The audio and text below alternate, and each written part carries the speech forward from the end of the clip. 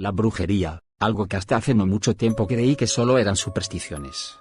Hace 2 meses terminé una relación con una chica que le gustaba el tema de la magia, demonología y todo lo relacionado al esoterismo y todas las prácticas en lo oculto. Nunca le dije nada porque pensé que era entretenimiento, al igual que a mí me entretiene la música y las películas de comedia y terror.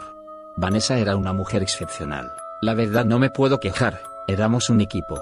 Hacíamos todos los quehaceres de la casa juntos. Yo cocinaba y ella limpiaba los platos. Nos apoyábamos mutuamente en nuestros proyectos. Era muy dulce y por si fuera poco, era muy hermosa y siempre se preocupaba por verse arreglada para mí. Pero tenía un grave problema. Era excesivamente celosa. Me celaba de mi familia y de mis amistades, así que cuando los quería ver lo hacía a escondidas. Con el tiempo me fue absorbiendo más y más hasta el punto de que comencé a perder a todos a mi alrededor. Mi familia me dejó de llamar y de mi familia solo me escribía mamá para saber cómo estaba. Ya no nos invitaban los domingos a casa a comer. Hablamos sobre eso y prometió que cambiaría, pero solo fue de mal en peor. Llegó el día en que ya no aguanté más y terminamos. Recogí mis cosas y me fui a casa de mis papás. Intento detenerme pero no lo permití. Primero intento manipularme con el típico discurso de pareja arrepentida: yo te amo, prometo cambiar. Por favor no me dejes. Al no funcionar se fue a lo físico. Me tomó con todas sus fuerzas para que no saliera de donde vivíamos rentados, pero como pude me la quité de encima sin procurar lastimarla. Después de eso llegó el acoso. Llegaba a casa de mis papás, llegaba a casa de mis amigos, y la gota que rebasó el vaso, fue a mi trabajo y monto un espectáculo, lo cual ocasionó que me despidieran.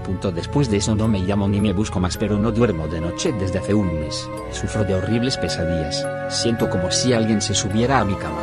En una ocasión me jalaron de los pies y en otra sentí como me daban caricias en la cabeza. A veces escucho una voz aguda debajo de mi cama, lo suficientemente bajo como para creer que solo es producto de la imaginación, y otras ocasiones mueven la cama como si hubiese un terremoto. Por esa razón duermo de día y por eso no he conseguido trabajo. También me he vuelto más descuidado con el aseo de mi cuarto. Sin ánimos, sin energía.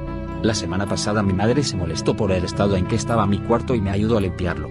Debajo de mi cama encontramos un muñeco bastante grotesco amarrado con un hilo rojo y con unos alfileres clavados por todos lados. Mi madre insistió en llamar a un sacerdote para que pudiera bendecir la casa y quemar el muñeco, y también llamar a Vanessa para reclamarle y amenazarle con una denuncia, pero no quise.